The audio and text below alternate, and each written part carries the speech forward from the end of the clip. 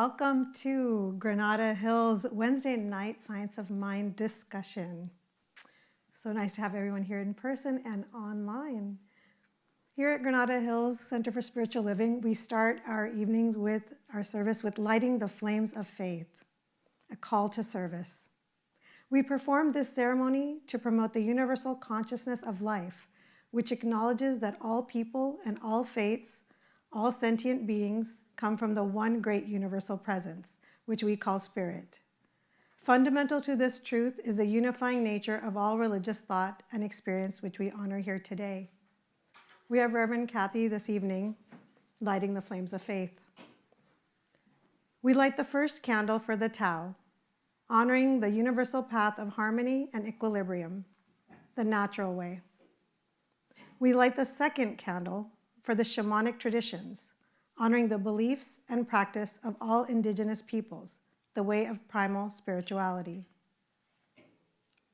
We light the third candle for Hinduism, honoring the path of knowledge, action, and devotion. We light the fourth candle for Judaism, honoring the ethical path of living by sacred law. We light the fifth candle for all forms of Buddhism, honoring the Four Noble Truths and the path of compassion. We light the sixth candle for all forms of Christianity, honoring the Christ consciousness as the path of love. We light the seventh candle for all forms of Islam, honoring the path of submission to the will of God as the highest calling. We light the eighth candle for the universalistic religion of Baha'i, honoring the path of unity and peace. We light the ninth candle for all forms of New Thought, honoring the metaphysical path of mental healing through the practice of universal spiritual principles. We light the 10th candle for those who are as yet unaware of spirit in their lives, and for the space we are holding for them here at the center.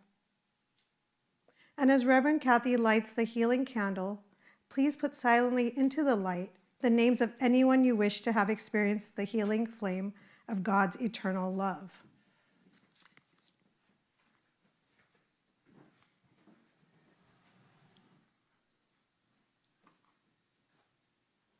Good evening. Welcome, everybody. I'm Kathy Lyons, one of the staff ministers here at the Granada Hills Center for Spiritual Living. In case you didn't hear me online, I'm Kathy Lyons, one of the staff ministers here at the Center for Spiritual Living in Granada Hills. Please join me for an opening spiritual mind treatment. So let's just take a breath, turning away from all the busyness of the day and center ourselves as we recognize one power, one presence, which is God, and that God is peace and harmony and enlightenment. And I am one with God, one with its peace, harmony, and enlightenment. So I hereby declare that this evening is a perfect and complete idea of the mind of God, that I am enlightened and feel harmony and peace as I embody the teachings of living the science of mind. And I now embody these principles at a heartfelt level, and so I feel uplifted and enlightened. And so grateful I am for Reverend Dr. Maureen, for Venu hosting this discussion, and for Renzen in the sound booth. I just give thanks for every single person here experiencing one another and participating tonight. So with deep gratitude, I release my word to the law. I let it be so, and together we say, and so it is. You have announcements. Oh, yes, got good announcements. Let's see. Okay, announcements are, first, practitioners are available on Sundays in the treatment room for a 2-minute tune-up, and they are also available online at cslgh.org. Ongoing Thursdays at 11:30 a.m., Nancy Shriver is here to facilitate a Tai Chi class. Come and get your body refreshed as we move into spring. Donations are accepted at the door.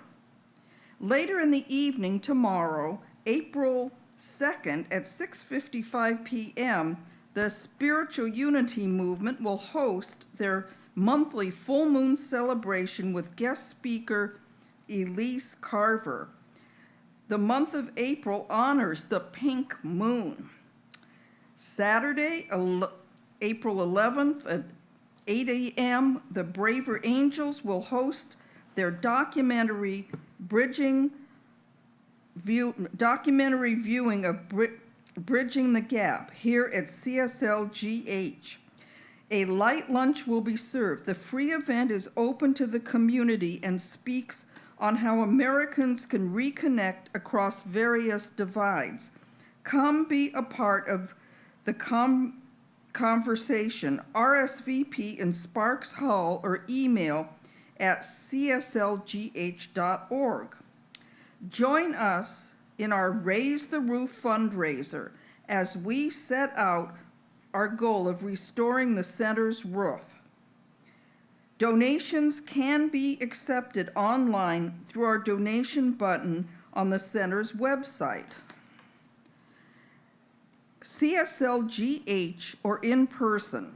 Please note roof, I don't know how to pronounce it, on your donation to make sure it gets to the right place. $250 gets you a square on the roof with your name on it. Different denominations are acceptable and can be broken up and made up into a square. Ask to see the roof grid created by Reverend Mike. Thank you. Friendly reminder, this Easter Sunday, April 5th, 2026, we will hold one service only at 10:30 a.m. Please join us. Kathy, can you confirm the start date for Bridging the Gap? Bridging the Gap, it's Saturday,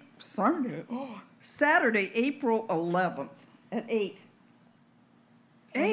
11, you know. Okay, try that again. Okay, Saturday, April 11th at 11 a.m. Okay. Yeah, I had cataract surgery and I don't have my reading glasses, so. Well, you did a good job except for the time it starts. Thank you. 11 o'clock on Saturday morning, okay? Okay. Well, Thank you, Kathy. thank you. Thank you so much. Okay. The page number for Living the Science Mind for those people who are online is page 339. In Living the Science of Mind, you have your microphone there. Who wants to start reading the first paragraph? It's on. Loose the consciousness. It is certain that none of us receive as much benefit from this science as we might. We do not permit our consciousness to range in the field of greater possibilities. A certain time should be taken each day for the enlargement of consciousness. This is done by reminding our imagination that the field with which it deals is limitless, that mind is the creator and the sustainer, that mind is infinite, ever available, and always responsive to us. There should never be any sense of finality in our self-discovery. No matter how much good we experience today, we should expect more tomorrow. Expectancy always speeds progress. Anticipation of better yet to come helps to dissolve the overload of burdens which we now carry with us.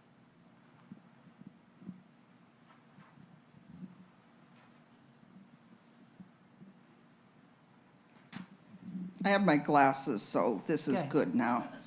We must learn to loose our consciousness. Nothing is too good to be true. The kingdom of harmony is already an ever-present reality. But as far as we are concerned, it waits to be perceived.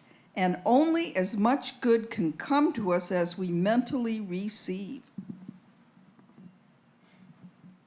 We must increase our receptivity, continuously extend and expand our comprehension. We should declare 100 times a day, good and more good is mine. An ever-increasing good is mine. There is no limit to the good which is mine. Everywhere I go, I see this good. I feel it. I experience it. It crowds itself against me, flows through me, expresses itself in me, and multiplies itself around me. Thank you. So this reminded you of something tonight. Well, yes. So earlier this evening, Reverend Maureen said, "Why don't you choose something from the book?" And I was flipping through it, and all of a sudden, and I didn't even read the entire page. A couple of lines stood out to me, and I thought, "Oh, this reminds me of what we were talking about in spiritual economics last night in class, about this idea of we can only receive that which we believe we can receive." Right? So instantly, I was like, "This is the continuation of that conversation." It's using our imaginations to expand that consciousness. When I first flipped to this page, I thought it said lose the consciousness. So I was like, what is that about? And I said, oh, loosen up. And when I think loose the conscious, I think also lighten up, right? Lighten up to allow more good in. So I just felt like, oh, this has to be the page we're doing. Yes, so loosening the consciousness in all areas of our lives, right? It isn't just about prosperity, it's about health and vitality. It's about right and perfect relationships. It's about creative expression. What is it that we are wanting to experience, maybe in a career change, for instance? Sometimes with health and vitality, it means we have to put ourselves out there in a bigger way, doing exercises. I was sharing with somebody today that I have not done the physical therapy exercises that were assigned to me the 2 months after January and February. And actually, yes, January and February, I did them religiously, no pun intended. But I got a manuscript to edit that had a timeline. And so I spent most of my days sitting in the chair on my computer, editing and proofreading this manuscript. And I thought, I'm beginning to feel like the sedentary part of me has taken over my life. And so I made a commitment to a friend this morning. Sometimes when you tell a friend what you're going to do, you have to follow through with it. If you just tell yourself, you can delay it ad nauseum.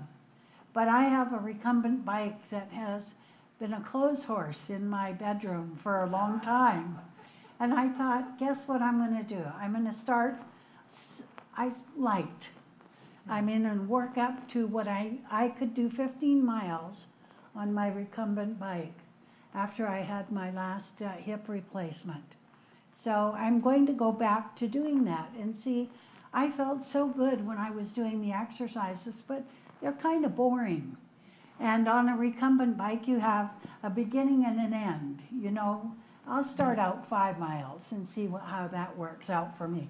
But it's interesting how losing the consciousness is not just in one area of our lives. Maybe in the area that we need to learn the most, maybe the most valuable at this point in time. But where he says here, it is certain that none of us receive as much benefit from this science as we might. And that's true. That's absolutely true.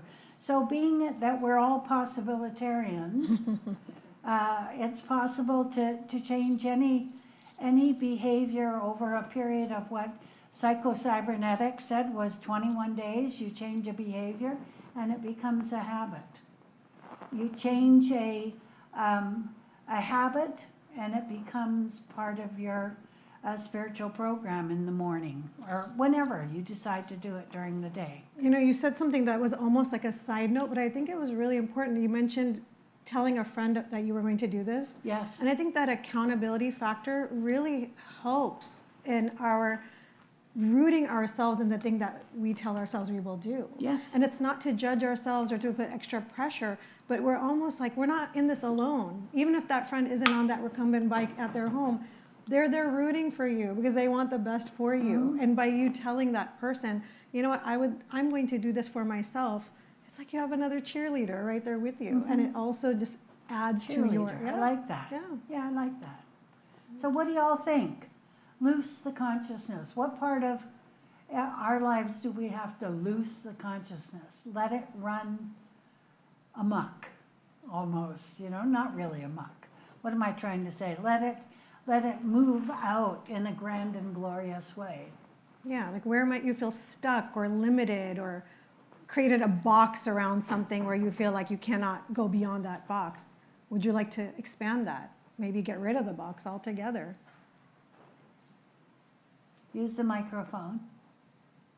Yes, if you're going to speak.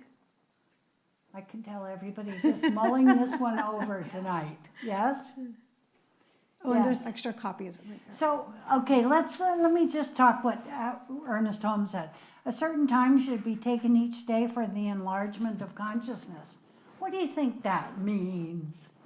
What kind of spiritual program do we have? What do we do for ourselves on a daily basis in that arena?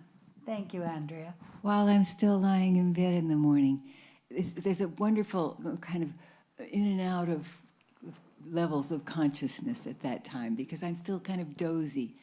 But I have a series of mantras and affirmations that I do in conjunction with the chakras and the colors of the chakra. I envision the color of the chakra and say the mantra and the affirmation. They sort of started with Sister Joan Sassy of St. Lucy's Priory, if anybody has heard of her, 15 years or more ago. And it's been modified with things that my daddy taught me when I was about 12. And it really always gets me off to a good start each day. One of the mantras, I almost every day, I laugh at myself when I come to the one that's your crown chakra. I say, live in the moment. And I'm so far out of living in the moment. I'm worrying about what's to come, and I'm thinking about what I did yesterday, and all the to-do list. And I laugh at myself, and I feel my body jiggle. And I think that's really good for me. Yeah. I think when we can laugh at ourselves, we can see the folly of our ways a little bit better. You know, it kind of tempers the meanness when we sort of self-flagellate a little bit, you know. Oh, gosh. Yes, my dear. I have an aversion to setting a certain time to do anything. It becomes another chore, and I add it to my list. I find that I'm best if I listen tonight and I get the sense of it, and then it's implanted, and then I know that I want to practice this more to loose my consciousness. So trust me, tomorrow there'll be a time when this will happen. But if you say I have to do it in the morning before I leave, or nobody says that, but if I get it in my head, that's what I do. Okay. So, but I have to say, I've been doing this I've been demonstrating this sort of in the last couple months. Something has shifted in me where I'm uplifted by my thoughts and what's going on. I've been, for the first time in a long time, feeling there are endless possibilities. I wonder. And it feels so good. And part of that came from me stopping being on the treadmill of doing so many things. And it came over the January and part of February where I just said, don't do anything right now. Just be quiet. And taking that time off started to let my imagination get more room in my head, and my relaxed mind is receiving. So I'm feeling pretty good about this I have been loosing my consciousness for the first time in a long time, and it feels really good. I feel so inspired. Just even driving to teach, I go down the road and something comes to me. I get prepared and then I let it go, and I just turn it over, and my consciousness is available for something to connect with me. And I have a little notebook I bring with me, and I start writing things down when they come. Hopefully I'm at a stop sign, but that's not always the case. Anyway, and I recalled when I was, taking prac classes and all that stuff about the bucket. Our mind could be like a small little bucket trying to get all of this information, and that's where my consciousness had been, off and on last so many years, let me holding that ask you- small bucket up. Let me ask you a question. The busyness, what was the motivation for filling every minute of the day with busy stuff? What was that about? Addiction, I think. It's really, I get a lot done and it feels good. And, I've shared it before, but that's been my driver all my life.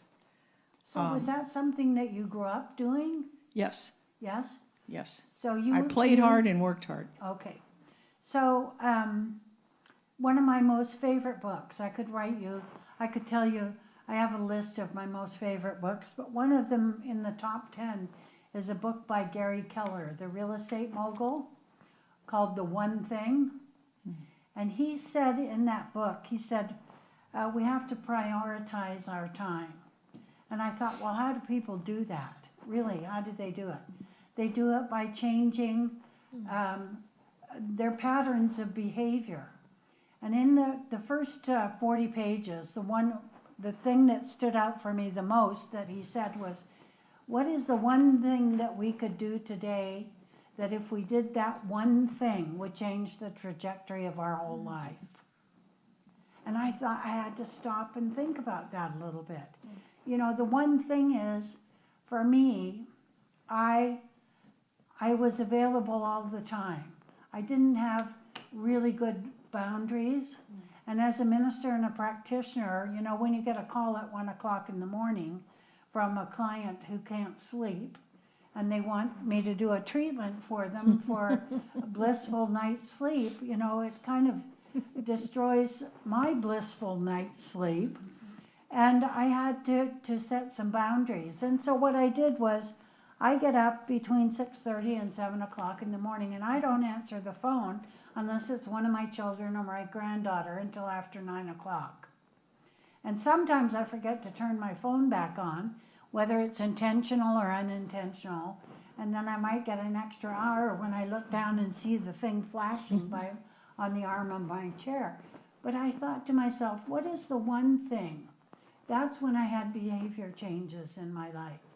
That I took time for myself I take time for myself every single morning of my life. The only time that I didn't do that was when I was in the hospital recovering from a surgery that went awry. And I wasn't in a mindset to be able to do that at that time. Mm-hmm.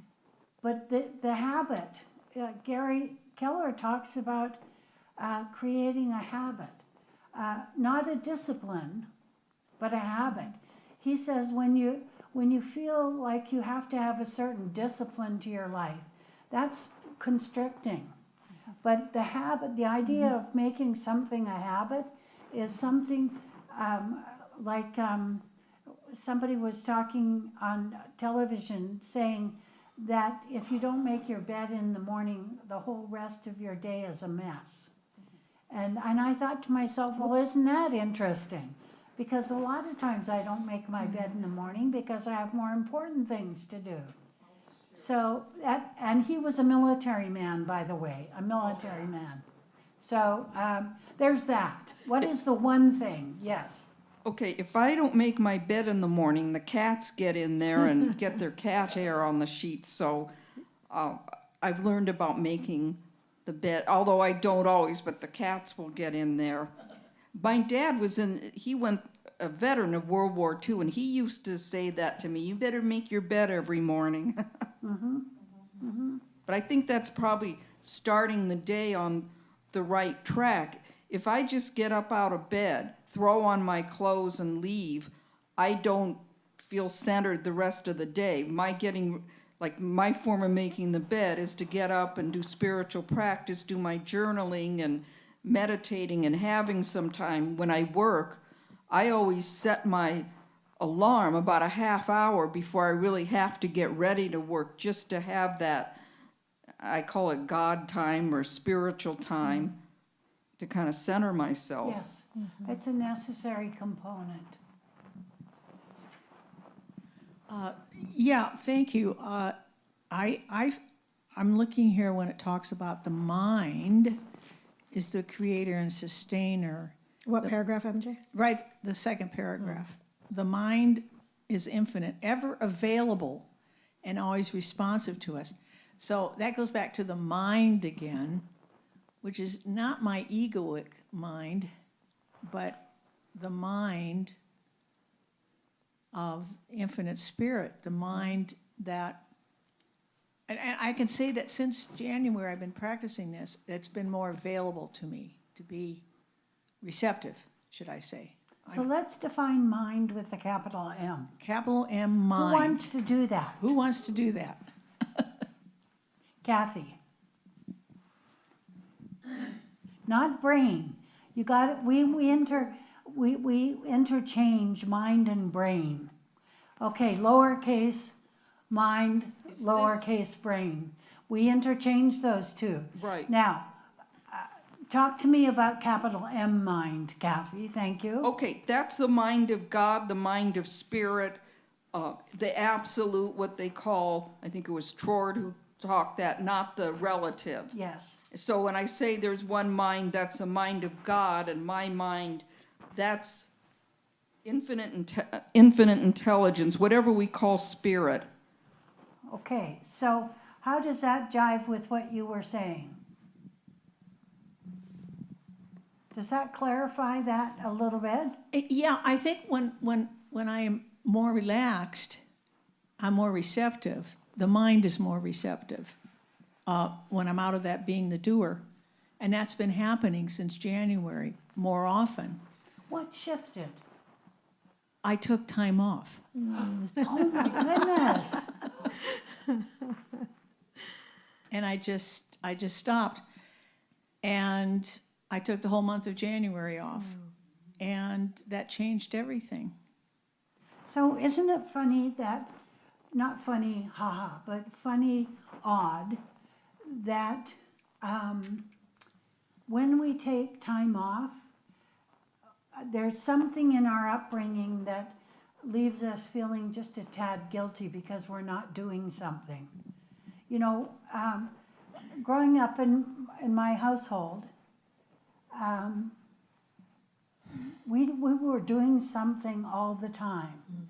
And if we weren't doing things that would make life better in some, even in a small way, as a small child, you know, there was always, my mother could find something for us to do that was a checklist of things. If we learned how to do those things, I figured out after I left home that I had to do it all for myself when I left home and was out on my own.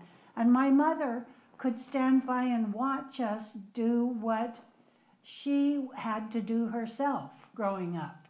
And so this was her way of teaching us independence and self-reliance. I just thought sometimes she was mean, you know, because I would rather go out and play. I'd rather read a book. I would rather do something creative.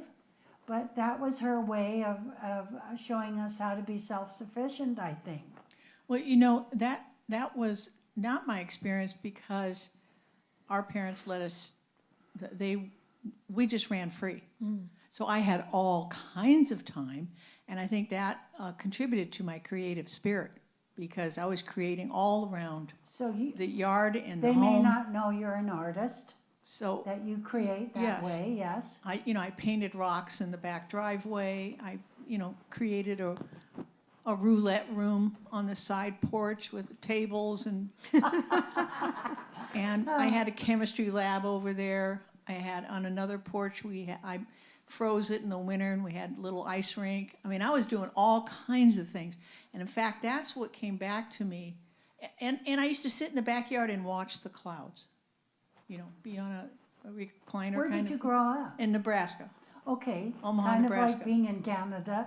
Yes. And just sitting there looking at the clouds, the big cumulus clouds that go slowly over the Yes, sky. yes, yes. And so I've done that a lot as a kid. And in fact, in January, when I was sitting in my chair and looking out the window, I was looking at the clouds and the little mountain, and I said, I'm not doing anything. I'm just looking out the window, and this feels so good. Mm-hmm. And that's when it kind of started to break up my having to do things. And now I'm wanting to do that more and more, but that's when my mind is more receptive, when I'm in that space. And in fact, yesterday I should have been correcting papers, but I pulled out, I bought some books I want to read of a favorite writer, so I just sat there and read for a couple hours. And that felt so good. Gosh, you and I are on the same page And right now. I do have boundaries. I mean, I say no a lot to a So, lot of things, so I don't have learning. trouble with that, to get my own space. MJ, you talked about how you're already doing this. Like, this is already working for you. And for anyone else who is like, oh yeah, I'm already doing this, or online, in person, I just want to bring us back to the first two lines of the third paragraph. Okay. There should never be any sense of finality in our self-discovery. Yeah. No matter how much good we experience today, we should expect more tomorrow. That, to me, was like the crux of this whole thing, because I think there's beauty in knowing that this is ever expanding, that we're never done, that there's more to dream about, more to envision in our lives. And to me, that's just like the opposite of like stagnation and Yes. and just being in a rut. So that reminds me of my Joseph Campbell story, because when he talked about, when Bill Moyers talked to him about, what happens when you finally realize your purpose in life? And I've told this story before. Joseph Campbell giggled like a girl when he looked at Bill Moyers, and he said, well, he said, I'm not keen on having a purpose in life, because it's kind of like you achieve your purpose and then say, well, is this all there is? A Peggy Lee, is this all there is? The famous song that she sang. He said, what I believe in is potential. That we have potential. We complete one thing, and then we move to the next thing, and the next thing, and the next thing. There is no one singular purpose for any of us in life, and I love that. Me too. That means that we can change. We can. There's not, like the paragraph says, no sense of finality and potential. It's never ending, and it's complete. So no matter how much good we experience today, we should expect more tomorrow. And tomorrow, of course, never comes. But the expectation is that the next day and then the next day and the next week and the next month, we don't know when that good is going to show up for us. But we have to hold the high watch for that to show up for us in some form or another. That's one of my favorite lines in this reading is no matter how much good we experience today, we should expect more tomorrow. That just makes you feel good when you think about it. Yeah. Yeah. One of my favorite quotes by Ernest is, always expect the best. And then I think about the Buddhists who say, expect nothing, be prepared for everything. It's the same thing, you know? It's the same thing.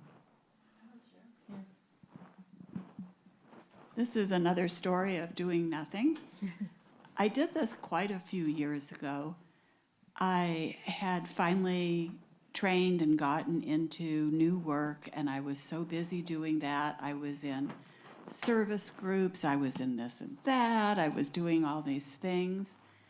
And I got so overbooked and goofy, I didn't know what way was up. I was very tired physically, had bad judgment. We went on vacation in Hawaii, finally got away. I was stunned how I felt when I stopped going to work. I just was, I don't know what I am. And I sat every morning and wrote on that vacation. And I came up with the idea, I'm not going to do anything for 6 months. And I talked to my Al-Anon sponsor about this, and I called it my hiatus. And for 6 months, I was going to do it for 2, and she says, I know you, we should do 6. And it was the most amazing experience. It was, I don't do anything extra, I don't take anything on. If something falls off the plate that I've been doing, it's the end of the term, the project, I don't take another one. It included things, if I'm in a group of people and the pencil falls, I do not bend over and pick it up. I'm not the one who runs in the other room to get the file. I'm not the one who volunteers to pick it up after work, even though I want to go home instead. But I learned so much about myself and why I was doing all of that stuff. And it ran away with me. And after I did that 6 months, I was spiritually different. Because I loosed up, there was some space for other things to come into me and ask questions about what do I want to be doing here? So years ago, one of my boss, Walt, was a doer. Do. I mean, they bought a house that was a fixer-upper, and he was the fixer-upper. And he was amazing at everything he did, and yet I watched him slowly become, I don't know how to say it, this light, airy, kind of delightful man turned into a slug. Anyway, he and his partner decided to go on vacation to Texas.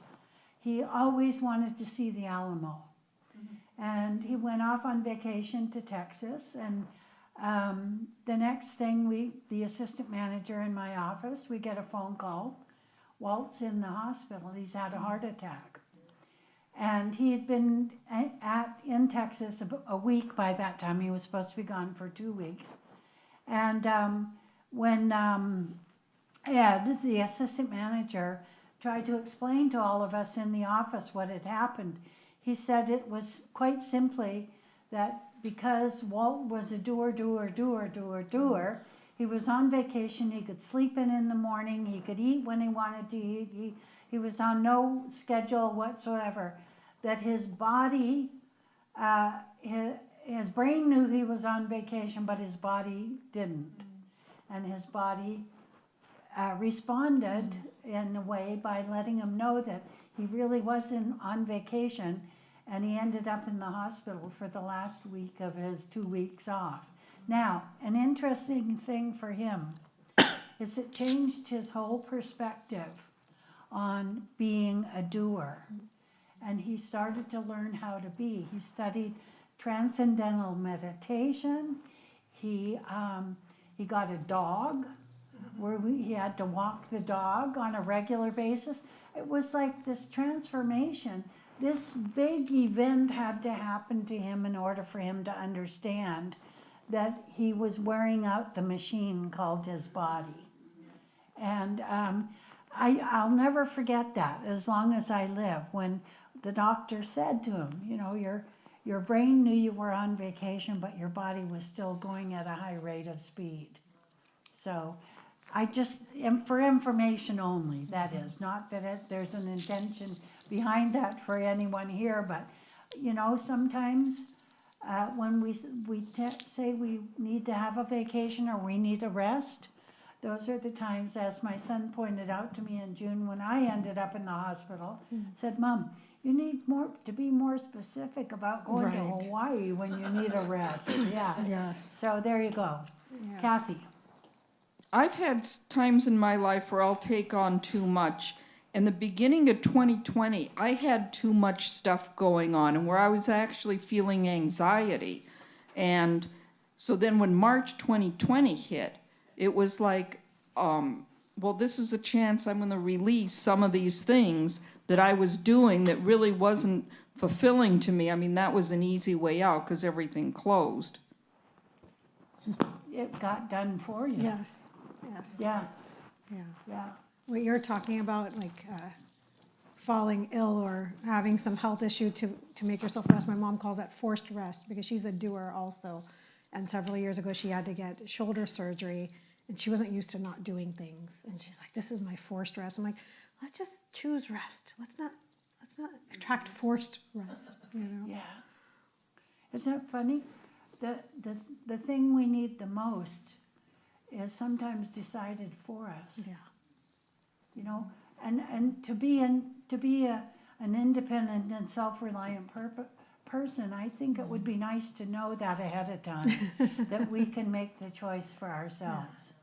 We can, yes. Yes. So, let me see here. There was we must learn to lose our consciousness. Nothing is too good to be true. Mm-hmm. Now, why is that statement in there, do you think? Nothing is too good to be true. Because, I mean, aren't there certain things that are just not within my grasp? Aren't there certain things that I'm just not allowed to have? They may be too expensive. I may be too old. I mean, all those, you know, what ifs, the doubts. And so I love that that's there to remind us nothing is too good. Yes. I'll share on the back of that. I went to Europe 3 years ago, and I think I shared too, presiding one Sunday, that Ginny did a treatment for me, but I had this dream, and it's obviously me talking to myself in the dream saying, well, you're too old, it's expensive, and air travel sucks, and all this stuff. And then I turn around, my own conscious mind says, no, this is something I've always wanted to do. I'm not getting any younger. I have the money.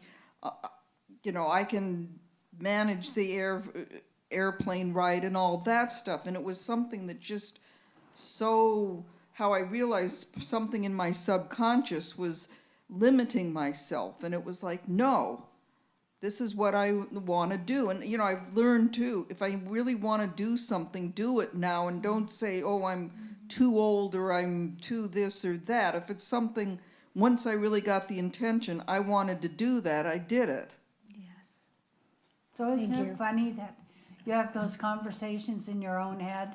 This one's saying, oh, you can't do that. You shouldn't do that. You know, yes, I can. Yes, I can. No, you can't. Yes, I can. You know, Yeah. it goes back and forth. Yeah. And which one is the monkey mind? Is the one who says, no, you can't. Mm-hmm. That is not possible. So I'm sitting here listening and I'm just thinking, you know, that's an old idea for me, that I don't want to be tied to having a certain time of doing something every day. I'd like to change that after listening tonight, of taking time. Once a day somewhere, maybe even more if it, you know, occurs, but to just stop doing anything and just being in my chair, doing whatever I want to do, and just maybe continuing reading that book I am, because it's a pleasure and it's a joy, and maybe just close my eyes and meditate. And so I really want to commit to that tonight, to change that, what I'm telling myself. Because it's for my own good. It's, this excites me when I think about the limitless expansion that, where's the expectancy always speeds progress, anticipation of better yet to come helps us to dissolve the overload of burdens which we carry with us. We must learn to loose our consciousness. It waits to be perceived. We must increase our receptivity, continuously extend and expand our comprehension. And then why couldn't I say this every day? Yeah.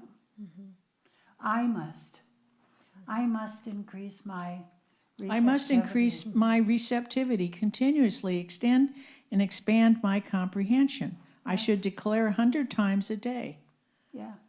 And read the little part at the bottom. It's a mini treatment. It is. It's a mini treatment. Yeah. And also, it's interesting, I think we get what we need when we read these pages here together. Like when you first talked about, I don't want to have to set a certain time every day. Me personally, I just thought a certain time should be taken each day. For me, it meant like take 5 minutes out whenever it happens. Whenever, just a certain yeah. amount of time, Yes. right? So that also feels a little looser. It feels a little less restricted for me. Some people like to have set times for things. I also do not like that. It feels stressful for me. It feels like if I fail at it, then I berate myself, and I don't want to do that to myself. So I'm just a little looser now, and like you said, the seeds are planted. So it's like I almost will be able to help myself, but do this tomorrow and the next day and the next day. Yeah. When, years ago, when I took a class on caring for the elderly, because my mom and dad were in the winter of their years, let's put it that way. And one of the things they talked about in the class was when your parents get older, don't have a plan to call them at a certain time on a certain day every week. Because there's something so frantic about not getting that call on that certain day at that certain time in any given week. And I thought, well, wait, they're expecting the call, looking forward to the call. Why would that have such a charge on it? And they said, just call them anytime during the week. And not set it as a certain thing you have to do at a certain time on a certain day. And I realized afterward that was so much better for my parents, because I'm 357 miles away from where they live, and I couldn't drop everything and get in the car and drive up there at a moment's notice. But I knew that there would be somebody else who could watch out for them. The thing about that is that it made it so much easier for us too. I told my siblings about that, not to do it at a certain time. I remember one Sunday night my dad saying, I have to hang up now. Donna's calling. That was my sister, so I couldn't talk to them. We were all calling at the same time. So I know that sounds kind of silly, but I think it's one of those things. Well, the other thing is you set them up for expectancy. I did. So in case you couldn't call that night, then their whole day is... So my mother would yeah. call me the next day and say, why didn't you call last night? What was going on? Are you all right? Is everything okay? And then I realized that what those people were trying to teach us in that class was something very valuable. Goodness, Very valuable. I wish I had heard this before, because I've set that up. Yes. Yeah, I know. Yeah. I know. All right, we're getting close, but we have this last little prayer. This really struck my heart. Really, it's It beautiful. did. I mean, what a simple affirmation. Good and more good is mine. And ever increasing good is mine. There is no limit to the good which is mine. Everywhere I go, I see this good. I feel it. I experience it. It crowds itself against me, flows through me, expresses itself in me, and multiplies itself as me. My wonderful friend, Dr. David Walker, used to say, never let your good get in the way of the best. So this is good for a starter prayer, wouldn't you say? Well, get to good, the best, and more of the best is mine.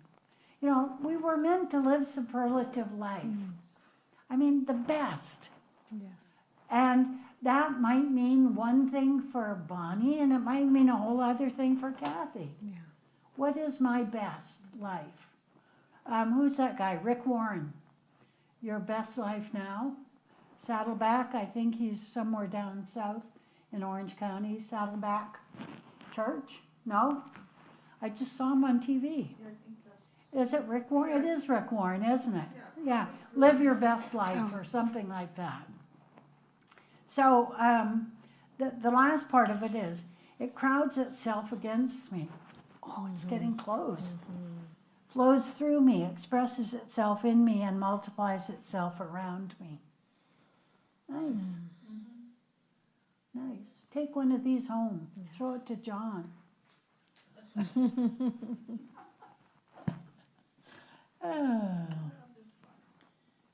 Oh, you have one already. Yes, I like this book a lot. There are these little nuggets that are one-page nuggets that just, you think Ernest Holmes, you know, he didn't just sit down and write all this at one time. This was like something that he threw out there, maybe in a class, and somebody transcribed it.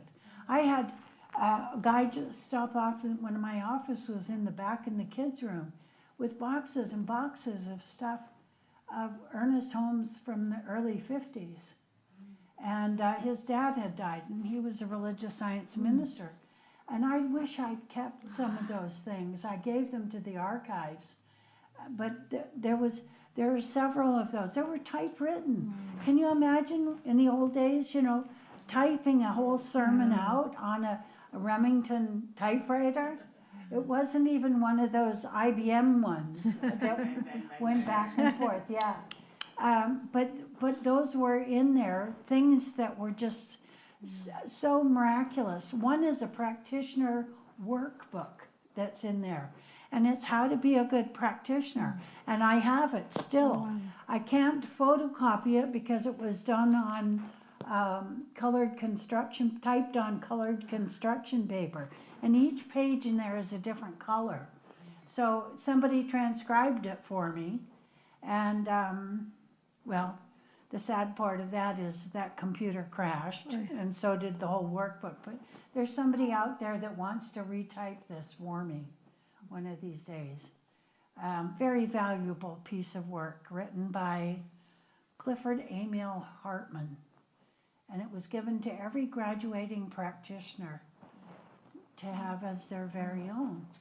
So I'm going to find that book and give it to all the I practitioners. was going to say you one should of bring it these in, days. yes. Yes. Yes. So last thoughts?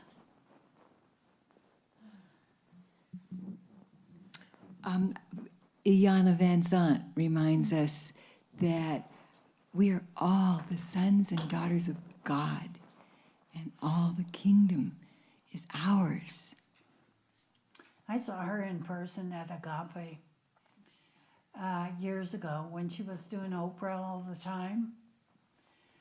One of her best books that she wrote is a kind of a knockoff. It was David Hawkins wrote Power versus Force after she wrote her book, but they were so similar. But Iyanla's was like in religious science speak, whereas David Hawkins' book was more like a quantum physics version of the same thing.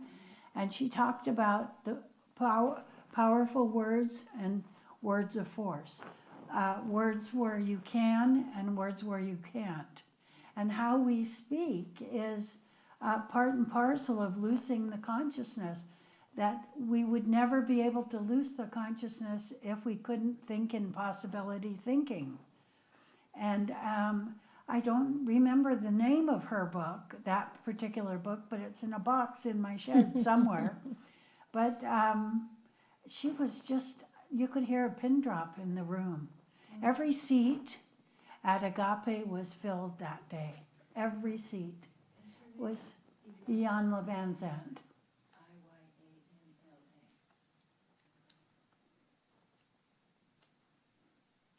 Very. She has a book called Acts of Faith. Is that a newer book? Is a daily inspirational reading. Yes. Yeah. And it's written for African American people, but I got enough color to take it in myself. So it's wonderful. It's wonderful. It's so inspiring to me. And when I get out of bed and have my water, and that's the first thing I do is kneel and read the page for the day from that book. Speaking of kneeling, my father died on a Friday afternoon, and the Sunday before I was there at their house, and I heard a little commotion in the hallway, and so I got up to check and see what was going on. And my dad apparently had not gone to bed when my mom and I went to bed, but he was going to bed, and there he was in his compromised physical condition, kneeling beside the bed with his hands folded like this, saying his prayers. And my mom said the next day, I asked her about that, she said, we do that every night. Both of them. She said, sometimes it's a little noisy trying to get ourselves back up again, but that's what they would do every night. Yeah. So what I want to say right now is to thank Renzen for all his time with us. This is his last time. He's gotten a job very close to home. And if we need him in a pinch, he'll show up, but he will not be our sound technician on Wednesday nights anymore. Thank you so much. Thank you, Renzen. Thank We you. love you. Thank you. One of the lads will show up, either Evan or Ian, for us on Wednesday night, because they only live a block away, right? Yeah, the commute would be a little bit. A little bit easier than yours, because Renson lives in Eagle Rock. So, yes. Yeah, that's a schlep. So he got to have a goodbye dinner with me tonight, so that was nice. All right, so we have a closing treatment. I think I'll let you do that tonight. How's that? Sure. I want to thank everybody for being here. Thank you all for being online with us tonight. It's such a pleasure to do this. We'll figure out whether or not we're going to continue this when the new minister comes along.